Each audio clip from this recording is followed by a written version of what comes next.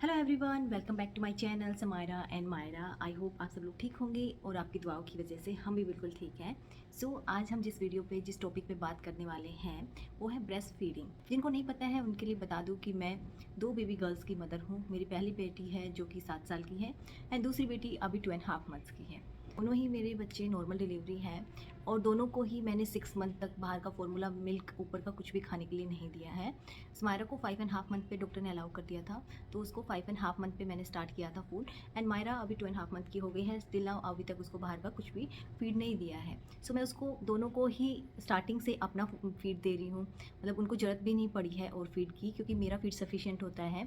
मैं आपको वही आज शेयर करने वाली हूँ कि कैसे आप अपना ब्रेस्ट मिल्क इंक्रीज़ कर सकते हैं। अगर दूसरी चीज़ मैं आपके साथ वो भी शेयर करूँगी कि अगर आपका ब्रेस्ट मिल्क ज़्यादा है तो आपको क्या करना चाहिए, क्योंकि मैंने ये प्रॉब्लम थोड़ी सी फेस की है, तो मैं इस पर भी आपके साथ बात करूँगी। ऊपर से अगर जब बेबी बढ़ने लगता है तब उसकी रिक्वायरमेंट बढ़ती है, तब आपको क्या क्या खाना चाहिए, क्या करना चाहिए जिससे आपकी बेबी की भूख और आपका ब्रेस्ट मिल्क दोनों बढ़ता रहे। क्योंकि स्टार्टिंग में हम अच्छा फूड ले रहे होते हैं तो ब्रेस्ट मिल्क अच्छे से आ रहा होता है और उस टाइम बेबी छोटा होता है, उसकी भूख कम होती है, तो वो आराम से उसको सफिशिएंट रहता है वो फीड। पर जैसे जैसे बेबी बड़ा होता है हमारा फीड कम होने लग जाता है और बेबी की भूख बढ़ने लग जाती है, तब लगने लगता है कि वो बेबी के लिए हमारा फीड कम पड़ रहा है। तो तब आपको क्या चीज़ें खानी है, क्या करना है कि आपका फीड भी, आपका जो ब्रेस्ट मिल्क है वो भी बेबी की ग्रोथ के साथ साथ ही बढ़े, वो आज मैं आपको इस वीडियो में शेयर करूंगी। और अगर आपको ये वीडियो पसंद आए तो please do like share and subscribe to my channel. और मैं कोशिश करूंगी कि मैं अच्छी वीडियोस आपके लिए लाती रहूँ। जो फीड में सबसे इंपॉर्टेंट पार्ट होता है वो हमारी डाइट का ही होता है। हम क्या खा रहे हैं उस पर ही हमारी फीड बहुत ज़्यादा डिपेंड करती है। इस टाइम हमें ये नहीं सोचना है आपको कि वेट गेन हो रहा है या मैं ये नहीं खाऊंगी वो नहीं खाऊंगी, ऐसा आपको बिल्कुल भी नहीं सोचना है। इस टाइम आपको अपने बेबी के लिए खाना है, क्योंकि बताया जाता है कि ब्रेस्ट मिल्क बच्चे के लिए सबसे ज़्यादा हेल्दी चीज़ है। इसके अलावा कोई भी उतनी अच्छी नहीं है बेबी के लिए जितनी ब्रेस्ट मिल्क उसको अच्छी ग्रोथ देगी मेंटली फिजिकली। आप चाहते हो कि आपका बच्चा अच्छे से ग्रो करे, तो आपको कुछ टाइम के लिए भूल जाना है कि मेरा वेट गेन हो रहा है। स्टिल अभी समारे के टाइम पे भी मैंने ऐसा ही किया था और अभी भी मैं ऐसा ही कर रही हूँ। 6 मंथ तक मैं बिल्कुल नहीं सोचने वाली कि मेरा वेट कितना बढ़ रहा है। हाँ, स्टिल साथ साथ में मैं थोड़ा वॉकिंग और एक्सरसाइज मैंने स्टार्ट कर दिया है, पर मैं बिल्कुल भी नहीं सोचने वाली कि मेरा वेट कितना बढ़ रहा है, क्योंकि 6 मंथ तक मेरी प्रायोरिटी है अपने बच्चे को फीड करवाना। मतलब उसके बाद भी मैं कंटिन्यूस फीड करवाऊंगी, क्योंकि समारा को मैंने 2 ईयर्स तक फीड करवाया है, तो उसके बाद भी फीड करवाना जरूरी होता है। मतलब ठीक है, जब तक आप फीड करवा रहे हो करवा लो, एटलीस्ट 2 ईयर्स तक आपको करवाना चाहिए, मेरा ऐसा मानना। आपकी आप पे है कि आप कब तक फीड करवाते हो, पर जब तक आप फीड करवा रहे हो 6 मंथ एटलीस्ट आपके बच्चे के लिए वो सफिशिएंट होना चाहिए। तो इनिशियली तो 1 मंथ हम अच्छा खा रहे होते हैं, अच्छा सब चल रहा होता है, तो बेबी आई मिल्क आ रहा होता है अच्छा। अगर फर्स्ट मंथ में भी नहीं आ रहा है तो आप वो चीज़ें खाइए जो आपको आपके बड़े रिकमेंड करते हैं।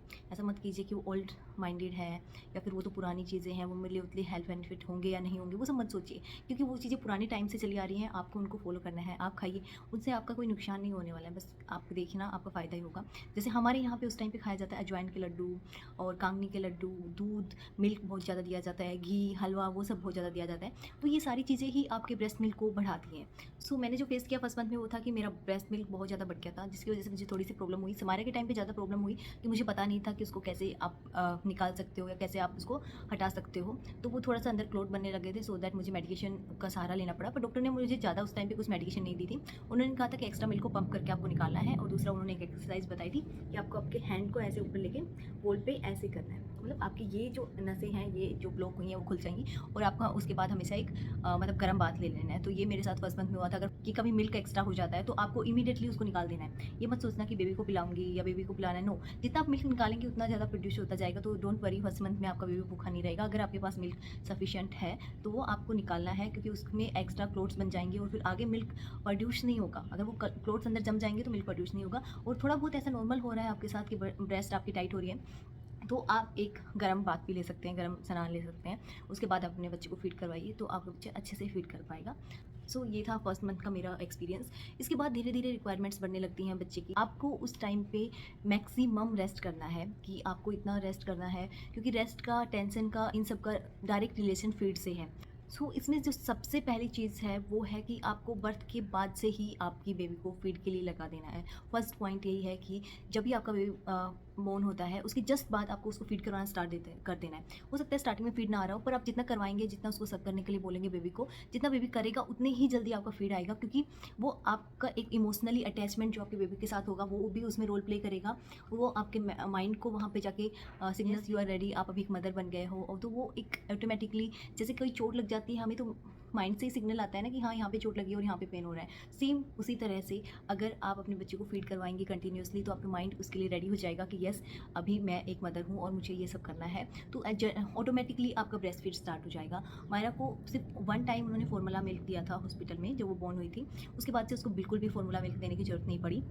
सो फर्स्ट थिंग ये है कि आपको बेबी को बोर्न होने के बाद से जस्ट उसको फीड करवाते रहना है कंटिन्यूसली, हर 2 घंटे में उसको फीड करवाते रहना है। तो जितना आप अपने बच्चे को फीड करवाइए उतनी जल्दी आपका फीडिंग वाली प्रोसेस स्टार्ट हो जाएगी। सेकंड है कि आपको उस टाइम पे अपने आप को हाइड्रेटेड रखना बहुत ज़रूरी है, क्योंकि जो ब्रेस्ट मिल्क होता है वो 70% वाटर से बना होता है। तो आपको उस टाइम पे पानी पीना बहुत ज़्यादा ज़रूरी है। कुछ लोग बोलते हैं पानी पीने से पेट निकल जाता है, पेट रह जाता है। नहीं, वो सब चीज़ें सही नहीं है अकॉर्डिंग टू मी। मुझे लगता है कि वो सब सही नहीं है। आप सही तरीके से पानी पीजिए, आप एक जगह पे बैठ के सिप करके पानी पीजिए। आप हमेशा वार्म वाटर पीजिए, ठंडा पानी मत पीजिए। सो ये चीज़ भी आपके ब्रेस्ट मिल्क में आपको हेल्प करती है बढ़ाने में। सो आपको जब भी आप कोशिश कीजिए, जब भी आप फीड करवा रहे हैं बेबी को, उससे पहले आप 1 गिलास पानी पी लीजिए, और जब आपने फीड करवा दिया बेबी को उसके बाद 1 गिलास पानी पी लीजिए। तो ऐसा आप हर बार रिपीट करेंगे तो आपका पानी का इंटेक्ट है वो भी अच्छा रहेगा और आपकी फीड भी उसके सफिशिएंट रहता रहेगा बेबी के लिए। नेक्स्ट है डाइट। आपको अच्छी डाइट लेनी है इस टाइम पे। जैसे कि मैंने आपको पहले बताया, आपको अपने वेट के बारे में बिल्कुल नहीं सोचना है। आपको ये सोचना है कि आपको अपने बेबी को इस टाइम पे फीड करवाना है ताकि आपका बेबी भूखा ना रहे। तो उसके लिए आपको डबल खाना, ये सब मैं नहीं कहूँगी कि आपको डबल खाने की ज़रूरत है, पर हाँ आप जो नॉर्मल कैलोरीज आपके वेट के अकॉर्डिंग, आपके इसके अकॉर्डिंग जो आप लेते थे उससे एक्स्ट्रा कैलोरीज आपको लेने की ज़रूरत है। इस टाइम पे आप घी खा सकती हैं, गोंद के लड्डू खा सकती हैं, अजवाइन के लड्डू खा सकती हैं, जो जनरली सब लोग उस टाइम में रिकवरी में खाते हैं। ड्राई फ्रूट्स के लड्डू खा सकती हैं। तो ये जनरली सारी चीज़ें हम उस टाइम पे रिकवरी के लिए खाते हैं। तो इससे आपकी बॉडी की रिकवरी भी होगी एंड प्लस आपका ब्रेस्ट मिल्क भी अच्छा होगा। थर्ड है कि आप डेली मसाज करवाइए, क्योंकि जैसे मैंने आपको बताया है कि स्ट्रेस का रिलेशन डायरेक्ट ब्रेस्ट मिल्क से होता है। सो आपको उस टाइम पे स्ट्रेस बिल्कुल नहीं लेना है। और पेन का रिलेशन भी डायरेक्ट ब्रेस्ट मिल्क से होता है। तो अगर आपकी बॉडी में पेन है तो भी आपका ब्रेस्ट मिल्क कम होने के चांसेस हैं। अगर आप टेंशन ले रहे हैं तो भी आपके ब्रेस्ट मिल्क कम होने के चांसेस हैं। तो आपको करना क्या है, आपको कोई टेंशन नहीं लेनी है। आपको रेगुलरली अपनी बॉडी मसाज करवानी है, सो दैट आपको पेन भी ना रहे और कोई स्ट्रेस भी ना रहे, तो आप अपने बच्चे को अच्छे से फीड करवा पाएंगे। फोर्थ है कि कौन कौन सी चीज़ें, चलो ठीक है ये सब हो गया, उसके बाद 2-3 मंथ्स में हमारा धीरे धीरे फीड होता है जो कम होता चल जाता है, या फिर ये मान लीजिए कि बेबी की रिक्वायरमेंट्स बढ़ती चली जाती हैं। तो उस टाइम पे आपको थोड़ा सा एक्स्ट्रा केयर करने की ज़रूरत होती है अपनी डाइट के साथ। तो कौन कौन सी चीज़ें ऐसी हैं जो आप खाएं और आपका ब्रेस्ट मिल्क बढ़ जाता है। तो आप मेथी दाना खा सकते हैं। मेथी दाने को आप डायरेक्ट मत लीजिए, उतना हेल्पफुल नहीं रहता है वो सूखा ड्राई वाला मेथी दाना। या तो आप सर्दियों में अगर आपका बेबी हो रहा है तो मेथी जो पत्ते होते हैं, पत्ते वाली मेथी आ रही है, आप वो खा सकते हैं। या फिर आप मेथी को रात को पानी में भिगो दीजिए और सुबह उस मेथी को 1-2 चम्मच जो मेथी होती है उसको प्लस जो पानी है उसको आप पी सकते हैं, या उस मेथी दाने को आप खा सकते हैं, वो कर सकते हैं। दूसरा होता है जीरा। जीरे से भी बहुत अच्छा फ़र्क पड़ता है। आप हम इंडियन जो फूड है उसमें जीरे का यूज़ तो करते ही हैं, तो आप फूड में खा सकते हैं। ऊपर के अलावा आप दही वगैरह में आप हमेशा अपना जीरा भून के ड्राई करके रख लीजिए, दही वगैरह में खा लीजिए। या आप अगर वैसे खा सकते हैं तो पाउडर बना के उसको ज़रा सा रोस्ट करके पाउडर बना के रख लीजिए, और 1 चम्मच पानी के साथ, जैसे हम फाके बोलते हैं ना, फाके लेते हैं, वैसे आप वो भी ले सकते हैं। प्लस उसके साथ अजवाइन। तो हमारे यहाँ पे तो इनिशियली अजवाइन के लड्डू बनाए जाते हैं जो आपको डाइजेशन में भी हेल्प करते हैं, ब्रेस्ट मिल्क इंक्रीज करने में भी हेल्प करते हैं। तो ये सारी चीज़ें। इसके अलावा है गार्लिक। गार्लिक भी इंडियन फूड में काफ़ी यूज़ होती है, आप दाल के तड़के में उन सब में यूज़ कर सकते हैं। और क्योंकि डायरेक्ट तो गार्लिक नहीं खाई जाती, गार्लिक की स्मेल थोड़ी सी स्ट्रॉन्ग होती है, पर आप उसको इंडियन फूड में यूज़ कर सकते हैं, तो वो भी आपके ब्रेस्ट मिल्क को काफ़ी बढ़ाएगा। सो उसके अलावा जो है कि आपको मिल्क के जो भी प्रोडक्ट्स हैं वो काफ़ी मात्रा में खाने हैं। आपको चाहिए कि आप डेली दही, पनीर, मिल्क इनमें से कुछ ना कुछ कंज्यूम करें, सो दैट आपकी वो रिक्वायरमेंट्स पूरी होती रहें। आप इस टाइम पे सप्लीमेंट्स तो खाना लगभग छोड़ चुके होते हैं, 2-3 मंथ्स तक आप सप्लीमेंट्स खाते हैं। बाकी आप डॉक्टर से कंसल्ट कर सकते हैं कि कब तक आपको कैल्शियम और आयरन आपकी कंटिन्यू रखनी रहती है। और इसके अलावा जो बोलते हैं कि दलिया और ओट्स जो कि पोरेज होते हैं, काफ़ी आपका ब्रेस्ट मिल्क इंक्रीज करने में आपकी हेल्प करते हैं। आप अपनी दिन की शुरुआत अच्छे दलिया के साथ कर सकते हैं। दलिया खाने से आपका ब्रेस्ट मिल्क इमीडिएटली बूस्ट होता है। ये मैंने फील किया है कि जब सुबह सुबह अगर मुझे लग रहा है कि बेबी रात को उठी है और उसने ज़्यादा फीड किया है और सुबह सुबह मुझे लग रहा है कि फीड नहीं है, आपको पता चल जाता है।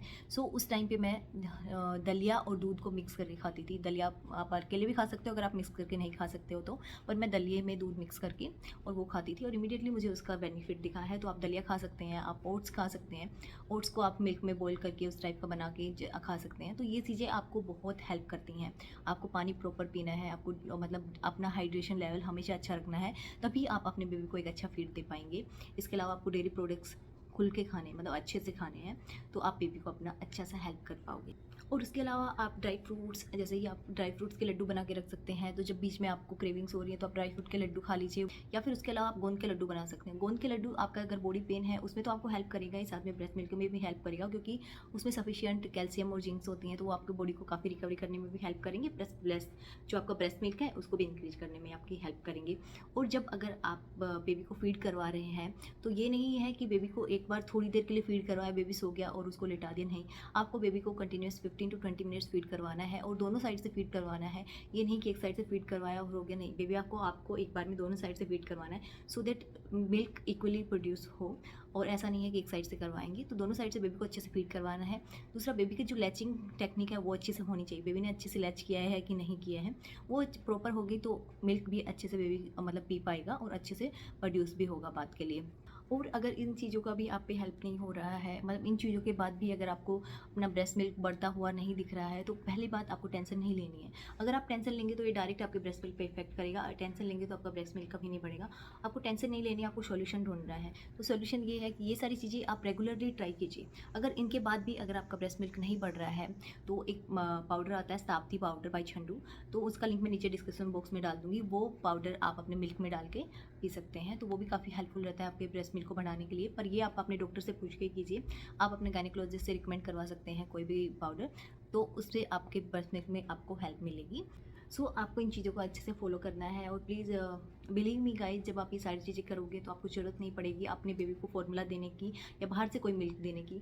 मैंने दोनों ही टाइम पे अपने बेबीज़ को कुछ भी नहीं दिया है, टचवुड, अभी तक सब बहुत अच्छा चल रहा है।